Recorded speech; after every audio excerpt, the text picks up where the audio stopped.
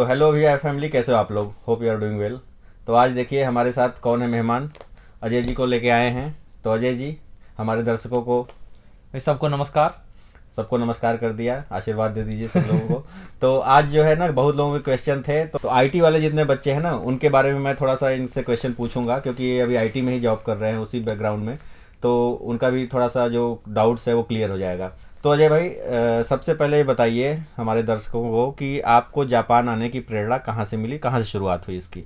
देखिए भाई, मेरे को पर्सनली एक लैंग्वेज में इंटरेस्ट था। थर्ड लैंग्वेज में अगर सीख जाऊँ तो बेहतर होगा। हम्म। ये एक सबसे पहला एक मोटिव था। दूसरा, कुछ लोग दिल्ली के मेरे दोस्त थे, वो लोग पढ़ते थे तो उनकी बुक्स वगैरह मैंने देखी तो इंटरेस्टिंग लगी और कुछ हटके लगा कि हाँ यार, फील्ड से थोड़ा अलग है। तो ये फील्ड ऐसी लगी कि थोड़ा हटके है। हाँ, भले ही उस टाइम पे कभी सोचा नहीं था कि इसका मतलब पैसा कितना मिलेगा, क्या सैलरी पैकेज होगा। हालांकि घर वालों ने अपोज किया, बट फिर भी ये सबसे पहला ये सोर्स। प्रेरणा तो आपको मिल गई। जी। अब प्रेरणा के आगे फिर आपने जापान आने की कैसे शुरुआत हुई, मतलब? जापान आने की शुरुआत भाई, जब जैपनीज लैंग्वेज सीखने लगे तो क्वेश्चन भी उठने लगा समाज में कि भाई जापानी जाके मानेगा। हम्म। तो वहीं से फिर ज्वाइन कर लिए जापान फाउंडेशन। वो एक्चुअली दिल्ली में है, हम्म। तो फ्री पढ़ाते हैं वो लोग। 1.5 साल वहाँ पढ़े। हम्म। और जब आई बात कि प्रॉपर जैपनीज सीखनी है, हम्म। तो फिर कुछ बंदों से कांटेक्ट किया जेएनयू में जाके। वहाँ से उन लोगों ने थोड़ी हेल्प की जैपनीज पढ़ाने के लिए। और वहीं से फिर हमने थोड़ा जेएलपीटी भी समझा, जेएलपीटी कुछ लेवल भी इंडिया में क्लियर करे। तो आप लोग भी देख लीजिए, जेएनयू वाले बड़े अच्छे पढ़ते हैं। अगर कोई मिल जाए, अगर आपको कोई दोस्त बड़ा भाई मिल जाए तो उससे भी पढ़ जी लीजिए, जी, तो जेएनयू पढ़ा के देगा। अंदर कोई भी अगर बंदा आपको मिल जाए, जो बंदा आपको जैपनीज पढ़ा सकता हो, उसके पैर पकड़ लीजिए, वो जैपनीज पढ़ा देगा। तो चलिए, जापानीज हो गई, तो ये आपका बन गया प्लान जापान आने का। जी। तो जापान के लिए आपने अप्लाई कैसे किया, स्कूल कैसे सेलेक्ट किया और कैसे? एक्चुअली सबसे बड़ी प्रॉब्लम आ जाती है, हम लोग हैं लो बजट के लोग। हम्म। तो हम लोगों के लिए एक फाइनेंशियल प्रॉब्लम, बड़ी प्रॉब्लम आ जाती है।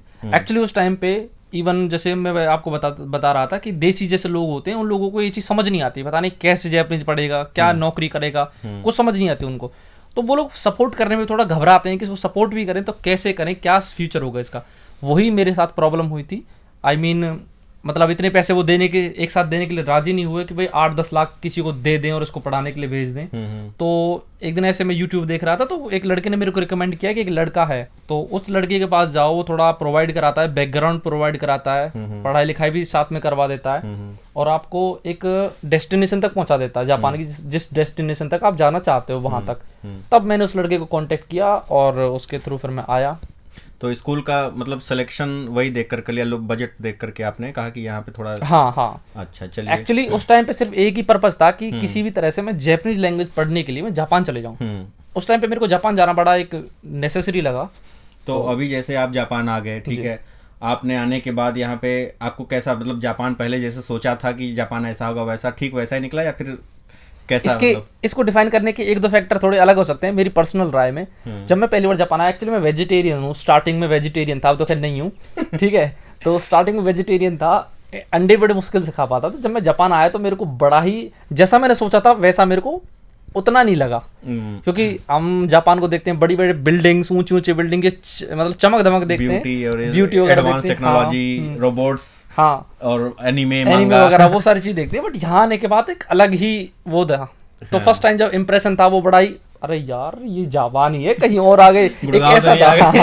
एक ऐसा वो था। बट धीरे धीरे करके जैसे जैसे जापान को देखते गए, ओसाका में घुसते गए, लोगों से मिलते चले गए, तो पता चलता गया कि हाँ यार वाकई में है। आप हमारे आईटी वालों के लिए क्वेश्चन है, देखो आईटी वालों ध्यान से सुन लो, आज ही पूछ रहा हूँ मैं। तो आईटी में जैसे कई लोगों के पास मेरे मैसेज आते हैं कि भैया मैंने क्या है, बीटेक किया हुआ है, तो मैंने सीएस से, मैकेनिकल से, ये सब, तो उनके लिए क्या स्कोप है, कैसे जॉब, वो यहाँ पे कैसे उनको जॉब मिल जाती है? उनको जैपनीज जरूरी है, जैपनीज सीखना, ये सब थोड़ा सा देखिए, आईटी की बात जब चल रही है, एक चीज मैं बड़ी क्लियरली बोल सकता हूँ इस बात को। एक्चुअली मैं हूँ एक हाकेन खाइशा में, हाकेन हम बोलते हैं, जिससे वो होती है ना रिक्रूटिंग कंपनी, रिक्रूटिंग कंपनी होती है। तो मैं हूँ उस कंपनी के अंदर। उस कंपनी के अंदर क्या होता है कि हर फील्ड के लोगों को वो जॉब प्रोवाइड कराते हैं। तो उससे मेरे को एक बैकग्राउंड ये जरूर तैयार हो गया कि किस किस फील्ड में जॉब अच्छी है, ये मेरे को पता चल गया वहां से।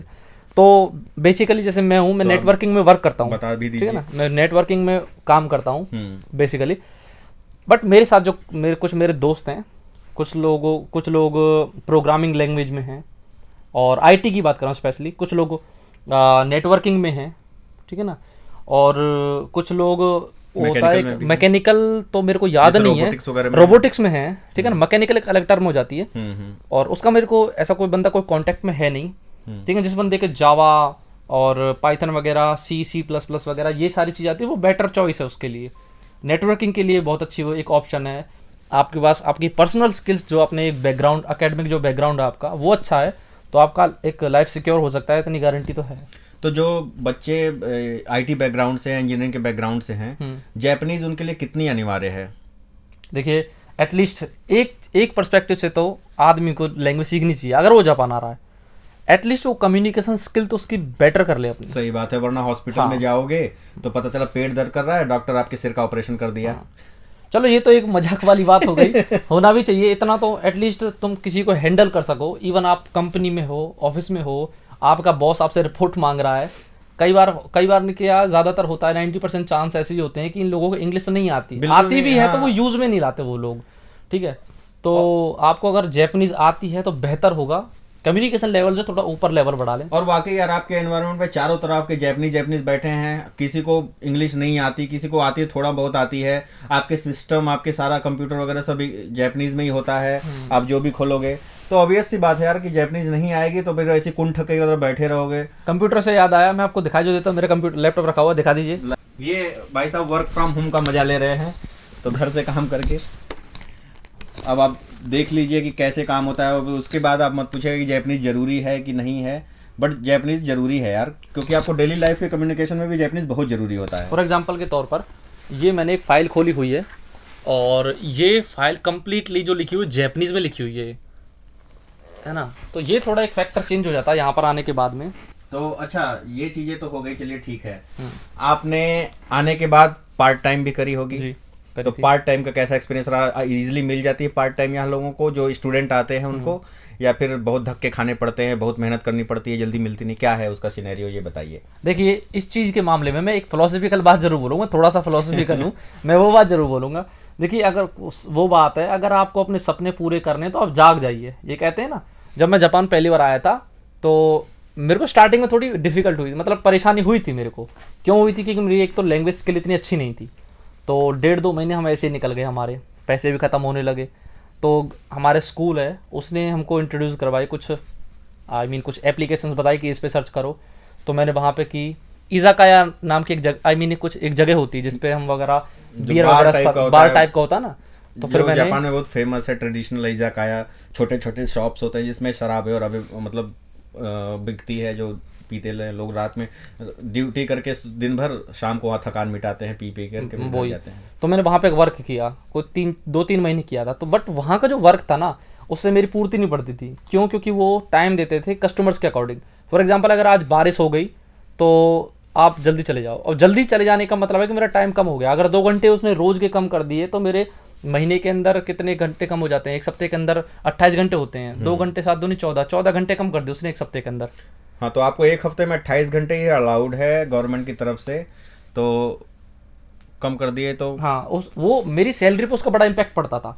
तो मतलब महीने भर का जो खर्चा था वो निकलना बड़ा मुश्किल हो जाता था। क्योंकि आपको मंथली है तो फीस भी आपको सैलरी से ही भरनी है, एंड देन घर का या रियो है तो उसमें उसका किराया भरना है, फिर मोबाइल, पानी खर्चा, अपना खर्चा, वो सब लगा जुगा करके।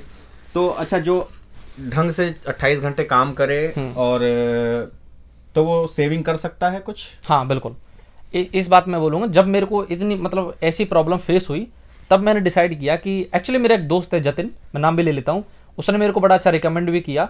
बट उस टाइम पे जो कहते हैं ना कि नए नए आते हैं, कोई किसी की सुनता भी है तो मानता नहीं है, वो होता है ना, वो हमारे साथ भी हुआ था। उस बंदे ने रिकमेंड भी किया था कि इज़ाकाया जिसमें मैं वर्क करता था उसमें तेरे को प्रॉपर टाइम नहीं मिल पाएगा। बट टू बी ऑनेस्ट, मैंने उस टाइम पे उसकी बात पे गौर नहीं किया और मैंने ज्वाइन कर लिया। बट मेरे को उसके बाद में उसका साइड इफेक्ट मेरे को पता चल गया। फिर मैंने डिसाइड किया कि एक ऐसी कोई कन्वीनियंट स्टोर जापान के अंदर बहुत सारे हैं, तो हमने वहाँ पे इंटरव्यू दिया और धीरे धीरे 4-5 महीने के अंदर मेरी स्किल में थोड़ी इंप्रूवमेंट आई। तो मुझे ऐसा एहसास हुआ कि हाँ, मैं इसमें दे सकता हूँ इंटरव्यू, जबकि मैं पहले उसमें फेल भी हो चुका था, दोबारा देने गया था, तब उसमें सेलेक्ट हो गया। वो कन्वीनियंट स्टोर होते हैं। चलिए, मुबारक हो, आप सेलेक्ट हो गए। अच्छा, यहाँ तक हो गया आपकी बाई, तो आप पास हो गए। अब आती है बात जॉब की। जी, जॉब के लिए कैसे प्रयास किया और कैसे जॉब मिली? जो परमानेंट जॉब परमानेंट अभी कर रहे हैं obviously। देखिए, इसकी शुरुआत होती है आपकी स्कूल में आपकी छवि कैसी है, जो मेरा मानना है सबसे पहली बात, आपकी अपनी छवि बरकरार रखने, ये तो हो गया एक पर्सनल चीज़। जो हम कई बार लोग होते हैं कि डायरेक्ट ही आते हैं, वो एक अलग केस हो जाता है, या फिर खुद से ढूंढ लेते हैं, वो एक अलग केस हो जाता है। बट हमारी जो इंट्रोडक्शन हुई थी वो थी हमारे स्कूल के थ्रू। तो मेरे टीचर जिसने मेरे को इंट्रोड्यूस करवाया वो बड़ा अच्छा बंदा था, जैपनीज था। उसने कई सारे इंटरव्यू कंडक्ट करवाए, 3-4 में फेल भी हुए, बट फाइनली जैसे ईयर एंड आया, मैं 1 साल पढ़ा था, 1 साल के बाद में जैसे ईयर एंड आया, मेरा रिजल्ट आ जाता है एक कंपनी का, तो उन्होंने एक्सेप्ट कर लिया। जापान में अगर आपको जॉब पानी है ना, तो अच्छे से पढ़ाई कीजिए। और दूसरी बात यह है कि हर स्कूल इंट्रोड्यूस नहीं कराता जॉब वगैरह, कुछ स्कूल कराते हैं। मेरा तो पवन ने कराया था सब इंट्रोडक्शन वगैरह, तो उधर ही से लग गई थी। तो आप जितना अपने आप को शार्प करोगे, जितना अच्छा करोगे, उतना अच्छा जॉब आपको मिल जाएगी। और रही बात आईटी बैकग्राउंड वालों के लिए, तो अजय भाई तो हैं ही, देख लो। और हमारे साथ जितने भी आईटी वाले हैं वो अच्छी खासी जॉब कर रहे हैं, और अच्छे, तो अजय भाई फिर आईटी वालों के लिए है स्कोप, मतलब ना। हाँ हाँ, एक सिक्योर है, इतना तो है जापान के अंदर, एक सिक्योरिटी तो है जॉब के लिए। ये अच्छा, एक अपॉर्चुनिटी भी अच्छी काफी, और अपॉर्चुनिटी आईटी वालों के लिए काफी है, मतलब। लेकिन जैपनीज पढ़ना जरूरी है आपको। जैपनीज तो देखो यार, ये तो एक कॉमन सेंस वाली बात है कि अगर आप किसी ऐसी कंट्री में जा रहे हैं जिसमें इंग्लिश का उतना इम्पैक्ट ना हो, तो एटलीस्ट कम्युनिकेशन स्किल तो इंसान की हो। तो मेरा अगला क्वेश्चन है कि जो लोग आते हैं इंडिया से या कहीं से इधर बच्चे, क्योंकि जापान का इंडिया का कल्चर आप जानते हो बहुत अलग है, तो उनको कल्चर अडॉप्ट करने में क्या क्या प्रॉब्लम्स आती है और कैसे होता है, ये भाई ये बड़ा इंपॉर्टेंट क्वेश्चन है, क्योंकि ये मेरे साथ बीती हुई है। तो वही स्पेशली मैं सब लोगों को बोलना चाहूंगा इस बात के बारे में। जब मैं स्टार्टिंग से इंडिया से आया था, हमारा माइंड सेट था इंडिया वाला कि यार अगर कोई जैसे कस्टमर है, हम रात की जॉब करते हैं, कस्टमर कोई आता है तभी हम उसको अटेंड करते हैं, अदरवाइज फ्री। हमेशा एक अपना माइंड सेट बैठ जाते हैं। तो उस टाइम पे हमारा ये माइंडसेट सही था कि यार अगर कोई है ही नहीं तो करे क्या, खड़े खड़े बैठ ही जाते हैं। और इस बात को लेकर मेरी कई बार लड़ाई हो चुकी है। उस टाइम पे वो समझ नहीं थी, लेकिन धीरे धीरे करके ये समझ आ गई। ये लोग अगर कोई कस्टमर नहीं भी है, रात के अगर 2 भी बज रहे हैं, तब भी ये लोग बिल्कुल काम पे अपना इतना फोकस रखते हैं, कुछ नहीं तो कुछ ना करते ही रहते हैं। ये सामान यहाँ से इधर उठाया, यहाँ से इधर उठाया, उस बात के लिए हम जरूर लड़ते थे। उस टाइम पे सही लगती थी, लेकिन आज इंडिया के अकॉर्डिंग सही लगती थी। लेकिन ये लोग आज हम समझते हैं इस बात को, ये लोग ठीक हैं, इनको काम जो करना पड़ता है, रात भर जो खड़े रहते हैं, वो हमको अडॉप्ट करना ही पड़ेगा। जब तक अडॉप्ट नहीं करोगे सर्वाइव करना थोड़ा मुश्किल हो जाएगा। तो अडॉप्ट तो करना, ये वाला कल्चर जरूर है, अडॉप्ट करना पड़ेगा अगर कुछ सीखना है तो। चलो, निखिल कुमार झा बोलते हैं कि मेरा नाम जरूर ले लीजिएगा। निखिल कुमार झा, आपका नाम ले लिया भैया, निखिल, ठीक है। और दूसरा है सौरभ सिंह, पूछते हैं कि मैं 34 साल का हूँ और how possible to come to Japan for school, language school. तो यार आपकी उम्र से कोई मतलब नहीं है, बट आने के लिए क्योंकि हमारे यहाँ एक वो आई थिंक तमिलनाडु आए थे ना, वो साउथ से, जो कि वो काफ़ी एजेड थे, बट उनका एक्सपीरियंस था यार जापान में काम करने का, जापानीज कंपनी में। तो उम्र में शायद प्रॉब्लम नहीं होती। हाँ, वीज़ा वगैरह में हो सकता है प्रॉब्लम हो आपको, क्योंकि बहुत सारे क्वेश्चन उठते हैं कि आप इतने दिन से क्या कर रहे थे, कैसे आपका मन विचार बना। तो आप बट स्टार्ट कर मैरिड सकते हैं, स्टेटस आई गेस। हाँ, और आपका मैरिड शायद स्टेटस भी मैटर करता है उस पर। हाँ, तो उस प्रॉब्लम क्रिएट करता है, क्योंकि आप शादीशुदा होंगे तो बार बार बीवी बच्चों के पास जाएंगे, तो इसमें थोड़ा सा प्रॉब्लम आती है इस तरीके की। बाकी आप अप्लाई कर सकते हैं, खुला है बाजार है, कोई दिक्कत नहीं है, ठीक है। और बाकी तो रहा, बाकी क्वेश्चन आंसर का सेशन बनाऊंगा तो उसमें जो क्वेश्चन होंगे वो क्लियर कर दूंगा। आईटी वालों के लिए बताया ना मैंने कि, और आईटी वालों के लिए कैसे, मतलब किस तरीके से अप्लाई कर सकते हैं वो, अगर इंडिया से अप्लाई करना हो उनको तो जॉब पोर्टल से कर सकते हैं। जब मैं इंडिया में था तब मैंने एक बार अप्लाई किया था, ओएस कम्युनिकेशन करके एक कंपनी थी टोक्यो से। तो जब उन्होंने मेरे को कुछ रिक्वायरमेंट्स दी थी कि आप इनको पूरा कीजिए, उनमें से एक मेजर थी JLPT। उन्होंने N3 मांगा था, मेरे पास था नहीं, बट फिर भी मैंने अप्लाई किया, बट ऑब्वियसली कोई रिप्लाई नहीं। तो आपको एटलीस्ट जो रिक्वायरमेंट मांग रहे हैं वो आपको कंप्लीटली देनी पड़ेंगी।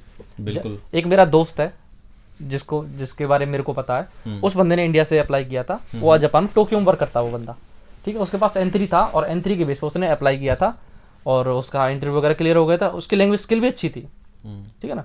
तो उस बेस पे उस बंदे को टोक्यो बुला लिया, उसकी एयर टिकट वगैरह सारी कंपनी की तरफ से। तो आईटी वालों, खुला बाजार है यार, हर चीज़ का स्कोप है आपके पास। आप बस जापानीज थोड़ा सा ध्यान दो, अच्छे से करो और अच्छी जगह पे अप्लाई करो, क्योंकि जापान में ब्लैक कंपनीज भी बहुत सारी हैं, ठीक है। और किसी ऐसे कंपनी के चक्कर में पड़ जाना जो कि यहाँ आने के बाद फिर आपको पछताना पड़े।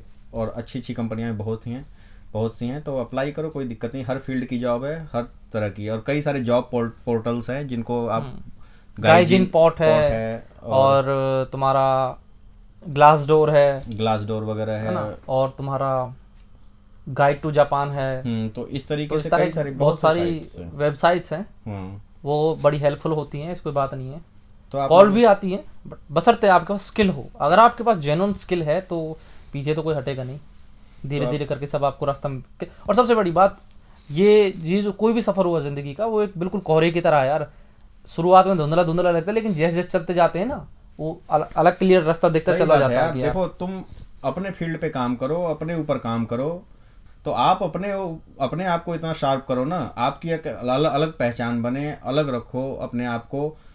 अब नकल करोगे किसी को देख करके, मैंने पहले भी बताया कि किसी को देख करके अगर आप सोचते हैं कि मैं जापान चला जाऊं और पढ़ लूंगा, ये कर लूंगा, वो कर लूंगा, तो बहुत सारे लोग ऐसे करते हैं। अपने आप को आकलन करो, हो सकता है आप यूएस जाओ, यूके जाओ, कुछ और अच्छा करो, आगे एक बढ़ते चीज़ रहो। एक्स्ट्रा, अगर आप जापान का ही कोई एक माइंड में एक मोटो लेके चल रहे हैं तो इंग्लिश तो भूल जाइए। हाँ, एक एडिशनल आपको लैंग्वेज आती है, ये आपका बेनिफिट ज़रूर है, बट इंग्लिश को भूल ही जाइए यहाँ पे आने के बाद में, ये ज़रूर है। अगर आपको कुछ करना है तो आपको जैपनीज़ में ही करना होगा, फिर आप समझ लिए आपको थर्ड लैंग्वेज पढ़नी पड़ेगी, तब कुछ करोगे। बहुत बड़े मतलब एक अपर लेवल पे कोई चांस होता है जब आप किसी अच्छी कंपनी में हो जाते हो, जहाँ पर एक एनवायरनमेंट ही इंग्लिश का है, आई मीन सारे बंदे फॉरेन से हैं, वहाँ एक अलग इम्पैक्ट होता है इंग्लिश का। अदरवाइज जैपनीज ही जैपनीज चलती है, ये आपके माइंड में धार लीजिए इस बात को, अगर जापान आना चाहते हैं तो। एक और क्वेश्चन मैं आपसे पूछूंगा। थोड़ा बहुत से बच्चे हैं जो कि एनीमे बहुत पसंद करते हैं। अच्छा। उनका ये मानना है कि जापान में हर जगह चलते चलते हमको एनीमे दिखेगा, एनीमे के कैरेक्टर्स दिखेंगे, ये सब आपको इस पे क्या कहना है? देखिए, मैंने शुरुआत में बोली थी अगर आपको अपने सपने पूरे करने तो जाग जाइए, ठीक है। कुल मिला के ऐसी बकचोदियों से दूर रहे। ठीक है, ठीक है। आपको यहाँ पे कोई ऐसी बात नहीं कि डोरेमोन दिखेंगे, एनीमे के कैरेक्टर दिखेंगे, ऐसा कुछ भी नहीं है।